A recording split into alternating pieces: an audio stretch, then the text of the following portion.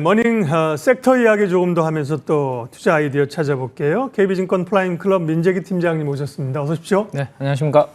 오늘 상당히 관심 있는 주제를 가져오셨는데요. 바이오. 왜냐하면 사실은 대형주 중심으로 지수가 엄청 올랐고 이제 뭔가 좀 코스닥 쪽도 오를 쪽이 됐는데 코스닥에 뭐 가장 눈에 띄는 거는 역시 바이오잖아요. 맞습니다. 그리고 이제 꿈틀꿈틀 되고 있는데 무엇보다도 숫자로 나오고 있다. 올해 상반기에 제약바이오 업계 기술 이전 규모가 K바이오의 새 역사를 쓰고 있다. 좋다는 거죠? 그렇습니다. 네. 하반기에는 한번 기대해 볼 만한 부분이 있지 않을까 싶어서 오늘 뭐 제약바이오를 주제로 들고 왔습니다. 좋습니다. 네네. 예. 팩트 체크해 주십시오. 예. 일단은 우리가 상반기를 지났기 때문에 지난주가 7월 11일이었고요. 7월 11일 기준으로 뭐 상반기에 업종별로 어떤 업종이 많이 올랐고 종목 중에서는 또 어떤 종목들이 움직였는지 특징을 먼저 한번 보고 구체적인 이야기들을 이어가도록 하겠습니다. 먼저 화면에서 보시는 것처럼 업종별로 이렇게 이제 정렬을 해보니까요. 연초에 많이 오른 업종은 뭐 기계는 아무래도 이제 두산 에너빌리티 같은 종목이 여기에 편입돼 있다라고 보시면 될 것 같고요. 방산업종, 증권업종, 복합기업은 지주회사라고 생각하시면 됩니다. 네. 그리고 한전과 같은 유틸리티, 화장품, 은행까지 해서 조선이 여기 있네 또. 자, 일단 딱 보면 이 관세하고는 조금 무관한 섹터 업종이 코스피 대비해서 코스피는 연초 이후에 한 30% 초반 정도 상승을 했는데요. 그것보다 훨씬 더 많이 오르는 업종은 역시 관세하고 좀 무관한 업종이 많이 올랐다라고 볼 수 있을 것 같고 여기 생명과학 업종이라고 여기 들어가 있는데 코스피하고 크게 차이 나지 않는 비슷한 상승률을 보였다라는 겁니다. 그래서 상대적으로 상반기에 덜 올랐기 때문에 하반기 남아있는 하반기에는 좀 기대할 만한 부분이 있지 않을까 싶어서 오늘 뒤에 말씀을 좀 드릴 거고요. 이 업종을 이제 종목별로 이렇게 분해를 한번 해보면요. 지난주 금요일까지 연초 이후에 가장 많이 오른 종목은 뭐 하추핑, 뭐 티니핑 브랜드 캐릭터 잘 아실 텐데요. SAMG 엔터. SAMG 엔터가 무려 500% 이상의 상승률을 기록을 했고. 그 시간에도 한번 얘기하셨을 거예요. 네, 맞습니다. 그 다음에 이제 방산과 에너지, GNC 에너지라든지 두산 에너빌리티, 그 다음에 뭐 현대 로텐과 같은 그리고 이제 지주회사, 그다음에 스테이블 코인 관련된 종목들, 뭐 일부 이렇게 상승률 상위 종목들이 있습니다. 바이오가 잘 안 보이네요. 그러네요. 네, 상승률 상위 200% 이상 오른 종목에서는 일단은 바이오가 보이지 않는데 하반기에는 그러면 바이오를 좀 주목할 부분이 있을지 말씀을 좀 드려보고 싶은데 지금 보고 계시는 차트는 위에 있는 검은색 그래프는 코스닥 바이오라고 생각하시면 되고요. 밑에 있는 주황색은 코스피 바이오라고 생각하시면 될 것 같은데 상대적으로 코스피에 상장되어 있는 제약 바이오가 좀 큰 종목들이다라고 보시면 되는데 이들은 아무래도 이 약가 인하라든지 트럼프의 여러 가지 이제 관세 관련된 부분들에 있어서 센티가 악화가 되면서 미국의 바이오 관련된 제약 바이오 센티도 안 좋았고요. 우리나라 이제 대형 제약 바이오도 심리적으로 투자 심리가 안 좋았기 때문에 상대적으로 이렇게 좀 부진했는데 그러면 코스닥 의약품 업종은 상대적으로 강했던 이유는 뭘까? 미국의 빅파마들이죠. 일라일릴리라든지 뭐 아스트라제네카라든지 이러한 기업들과 기술 수출이 있었습니다. 알테오젠이라든지 뭐 올릭스라든지 그다음 뭐 ABL 바이오 이런 기업들은 이제 기술 수출을 하다 보니까 상대적으로 모멘텀이 강했죠. 그래서 코스닥의 의약품이 코스피 의약품 대비해서는 아웃퍼폼을 했다. 뭐 이렇게 이해를 하시면 좋을 것 같습니다. 자, 그 다음에 또 하나 케이스를 보면 바이오주는 금리하고 상관도가 없다. 네, 맞습니다. 우리가 이제 공식처럼 다들 알고 계시는 부분이 있지 않습니까? 그리고 하반기에 그림부터 잠깐 한번 보면 이게 페드와치의 연방기금 금리 쪽에 이제 예상 흐름인데 7월 달에는 거의 동결이 95%이기 때문에 동결 가능성이 높다라고 보면 두 차례 정도 금리 인하 가능성은 아직 그림을 그리고 있습니다. 9월 한 번, 12월 한 번. 금리는 좀 내려올 걸로 4분기 정도에 이제 그림을 그려주고 있기 때문에 그러면 과거의 금리 인하 사이클에서 제약바이오가 어땠는지를 이제 한번 봐야 되는데요. 아주 굵은 파란색 그래프가 미국의 10년물 국채 금리의 흐름인데요. 이렇게 금리가 떨어질 때 나스닥 바이오테크는 이렇게 올라가는 그러한 그림이었다라고 보시면 될 것 같아요. 그래서 아무래도 금리가 이렇게 좀 낮을 때가 제약 바이오한테는 투자 심리적으로는 긍정적인 부분이 있었으니 하반기에 이 굵직한 이벤트가 진행이 된다면 관세 관련된 부분이 사실은 영향을 줄 텐데요, 그죠? 네. 이게 만약에 물가나 금리에 영향을 주지 않고 원래 예상 경로대로 간다면 제약바이오한테는 전체적으로 나쁘지 않은 그러한 환경을 만들어주지 않을까 정도 한번 큰 그림 생각해 볼 수 있을 것 같습니다. 네. 그리고 또 하나 큰 이벤트라고 하면 얼마 전에 알테오젠의 2대 주주께서 지분을 추가적으로 취득을 하고 코스피로 가자. 뭐 이런 의견을 이제 회사 측에 이야기를 하셨는데 네. 그러면 이제 과거에 코스닥이 지금 1등 기업이잖아요. 시가총액. 과거에도 2017년도, 18년도 초에 코스닥 1등 바이오 기업이 코스피 이전 상장 케이스가 있었기 때문에 그때 케이스를 한번 보고 그러면 이번에는 시장에 어떤 영향을 줄지도 한번 생각해 보면 좋은데 셀트리온이었죠. 네. 그때 뭐 코스닥이 1위 기업이었는데 2위랑 시가총액이 많이 벌어져 있는 상태에서 코스피 이전한다라고 해서 난리가 났었던 적이 있었습니다. 코스피 이전한다라고 상장 그 주주총회를 하고 난 다음에 공매도 잔고 수량의 흐름을 한번 보시면 급격하게 감소를 하는 이벤트가 있었습니다. 2018년도 1월 달까지요. 그리고 코스피 이전되고 난 다음에 공매도 잔고는 좀 올라오는 그런 흐름이 만들어졌는데 주가의 흐름이 한번 보시면 이게 코스닥 제약업종이니까 셀트리온이 편입되어 있는 부분이라고 보시면 되겠죠. 네. 상장 이벤트가 만들어지고 코스피 이전 상장 직전까지 엄청나게 주가가 올랐었고요. 전체 제약 바이오 섹터 업종까지도 같이 끌어올리는 그러한 영향을 줬다라는 것을 생각해 보면 이번에 알테오젠이 이제 만약에 코스피로 이전하는 이벤트가 만들어질 경우에는 과거에 이 케이스를 공부하셨던 매니저분들은 또다시 이제 학습 효과로 그들에 대해서 관심을 좀 가지는 부분들이 기관 투자가들 쪽에서 있지 않을까. 그러면 제약바이오는 하반기에 이 알테오젠의 코스피 이전 관련된 부분도 긍정적인 모멘텀으로 네. 뭐 작용하지 않을까라고 생각을 좀 해볼 수 있을 것 같습니다. 일단 뭐 코스닥에서 코스피로 가니까 공매도를 일단 정리를 해야 되니까 네, 지분을 맞습니다. 다시 넣는 네, 네, 거고요. 코스피로 가면 ETF나 이런 쪽에 이제 들어가니까 기본적인 수급이 들어와서 주가가 오른다 이런 로직이고요. 그러면 알테오젠이 최근에 올랐던 이유가 이제 그것도 있었거든요.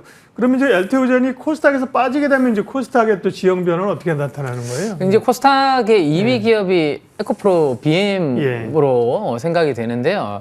일단은 이제 알테오젠이 빠진 자리를 누군가는 이제 메워야 되는 움직임들이 나타날 것이고 하반기에 지금 기술 수출 관련된 모멘텀을 기다리고 있는 기업들이 여전히 리가캠 바이오, ABL 바이오 뭐 이런 기업들이 지금 하반기에 추가적인 기술 수출 계약이 있을 것으로 생각을 하고 있습니다. 왜냐하면 이들의 제약 바이오 업체들은 플랫폼 관련된 기업들입니다. 그래서 기술 수출이 한 번으로 끝나는 게 아니라 또다시 다른 파이프라인도 계속 연결될 수 있다는 기대감을 최근에 가져가고 있기 때문에 아마도 알테오젠이 떠난 자리에 그만큼의 이제 또 시총 비중을 누군가는 이제 나눠 가져야 될 것이고 인덱스 펀드의 패시브적인 수급도 또 들어올 가능성이 높은데요. 그 자리는 리가캠 바이오나 ABL 바이오나 뭐 이런 기업들이 제가 봤을 때는 좀 이어받을 가능성이 좀 높아 보이고 오늘 이제 새벽에 미국의 메세라라고 하는 이제 그 비만 치료 관련된 연구를 하는 기업이 신고가를 경신을 했습니다. 그러면서 오늘 국내에 이제 비만 치료 관련된 뭐 D&D 파마텍이라든지 펩트론이라든지 이런 종목들이 좀 강한 시세를 보이고 있는데요. 뭐 미국에서 그런 관련된 임상이 잘 진행이 된다라면 국내 비만 관련된 부분들도 시총에 또 상당 부분을 좀 차지하는 그런 흐름들이 하반기에는 제약바이오 전체의 코스닥에 또 분위기가 되지 않을까 생각해 볼 수 있을 것 같습니다. 네, 바이오와 관련된 얘기였습니다. 알테오젠의 이제 코스피로의 이전 상장 얘기는 확정된 것은 아닙니다. 네, 이재 주주가 그런 요구를 맞습니다. 했다는 거고 이제 경영진에서 검토하는 과정들이 있는 거니까요. 이전 이제 항상 뉴스가 하도 많으니까 한 건지 안 한 건지 했다는 건지 나중에 헷갈릴 때가 많아요, 맞습니다. 그죠? 네. 팩트 체크를 잘 하셔야 돼요. 그러니까 추진하고 있다라는 이제 얘기인 거고요. 자, 그러면 이제 오늘 바이오 얘기를 쭉 했고 바이오 섹터에 관심들이 많이 있죠. 관심주 가질 텐데 관심주 준비해 오신 게 바이오 섹터 내 종목입니까? 맞습니다. 네, 바이오테크 기업 중에 하나로 어제부터 좀 시세가 조금 만들어지고 있는데요. 케어젠이라는 회사를 한번 선택을 해봤습니다. 네, 이 케어젠 회사는 이제 펩타이드 화합물 조성 관련된 기술을 기반으로 뭐 이제 미용 의료 쪽도 하고 있고요. 그리고 건강기능식품 관련된 기업을 사업을 하고 있는 대표적인 회사라고 보시면 될 것 같습니다. 그 이제 왼쪽에서 지금 보고 계시는 쪽이 그 화면에서 보고 계시는 게 건강기능식품 관련된 이제 제품이라고 보시면 될 것 같은데요.